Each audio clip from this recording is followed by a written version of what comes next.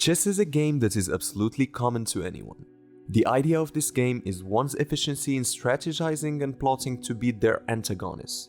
It is not surprising that this game is never empty of enthusiasm, even though it seems difficult to play.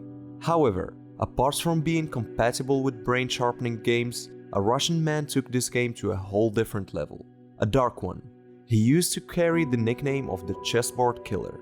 He said he wanted to kill one person for each of the 64 squares on the chessboard, and crossed out of a square for every kill.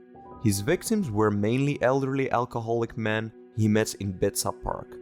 Russia had never seen anything quite like the prolific serial killer Alexander Pichushkin, a sallow-faced man with a stout physique and a deep low voice, for whom life without killing is life without food, as he once stated.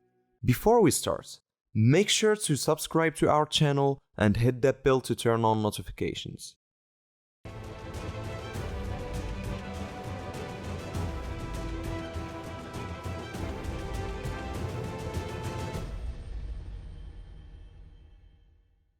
Alexander Pichushkin was born on the 9th of April 1974 in Mytshiki, Moscow. Pichushkin is recognized to have been originally a friendly child.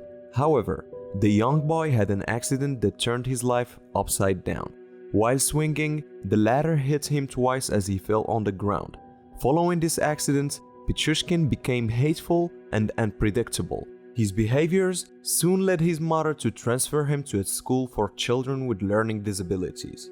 Weeks later, specialists explained that the accident broke the frontal cortex of Pichushkin's brain.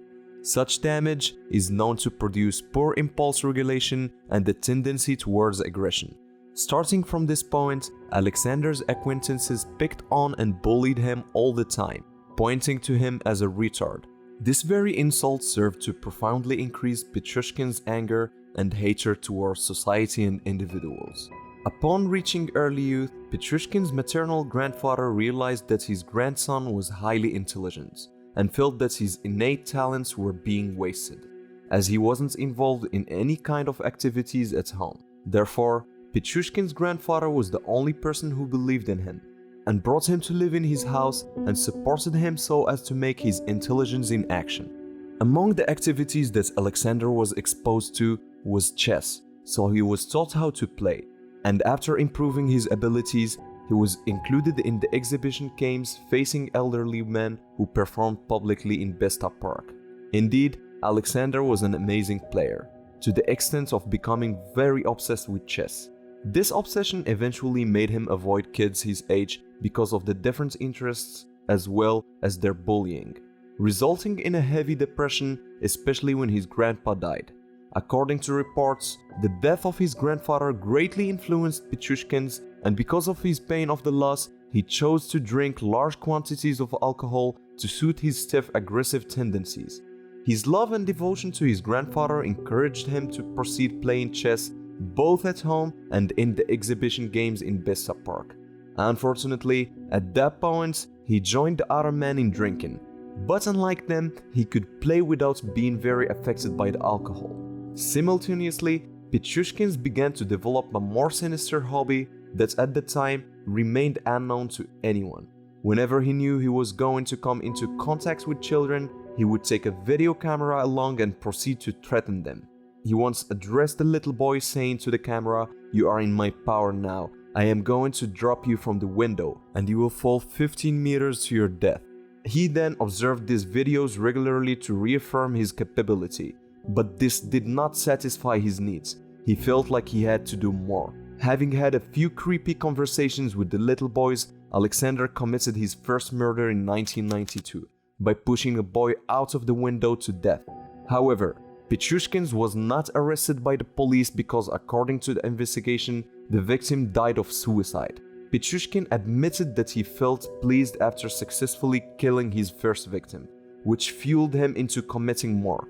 Within the same year, he killed his friend Mikhail Odiochok, whom he had invited so as to form a killing expedition. They began walking around trying to find someone to kill. When it became clear that his friend wasn't as committed to the act, Pichushkin killed him instead of a random victim. But it wasn't until 2001 that he began serial killings. Pichushkin used to invite the victims, mainly homeless elders, to his residence for alcohol. Then he lured them to the park to reportedly drink with them at his dead dog's grave. As soon as the victims' guards were down, Pichushkin would take a hammer and viciously beat them to death, as if he wasn't satisfied with just taking their lives. As the killings progressed, Pichushkin's attacks became even more savage. He left a broken alcohol bottle sticking in his victim's skull as a signature, and appeared to be careless about placing the bodies, just leaving them out in the open to be discovered. By 2003, Alexander horrified Moscow residents, especially those that lived near the park, feared that there was a serial killer on the loose. Newspaper nicknamed Pichushkin the Bitsevsky Maniac and the Bitsa Beast. In 2006, however, the Bitsa Beast would meet his final destiny, as his actions had twisted when he killed Marina Moskalyova. Just to recapitulate, in all of his killings he targeted specific people, homeless ones with no possessions, exposing his signature. So when the police found Marina's body in Bitsa Park, with Pichushkin's trademark injuries along with a metro ticket in her possession, was the thing that led the authorities to review surveillance tape footage from the Moscow metro system. Just hours before her death, she was walking on the platform accompanied by Pichushkin. Therefore, he was arrested on 16 June 2006 and convicted on 24 October 2007 of 49 murders and 3 attempted murders. When he was on trial, he said that he felt like the father of all of his victims, and it was him who opened the door for them to another world. Experts at the Sersky Institute, Russia's main psychiatric clinic, have found Pichushkin sane, but suffering from antisocial personality disorder and narcissistic personality disorder.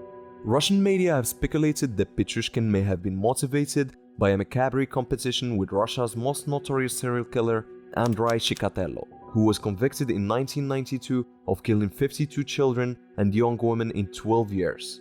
Pichushkin has said his aim was to kill 64 people, the number of squares on a chessboard. He later recanted this statement, saying that he would have continued killing indefinitely if he had not been stopped. So, what do you think of Alexander Pichushkin's personality and attitudes?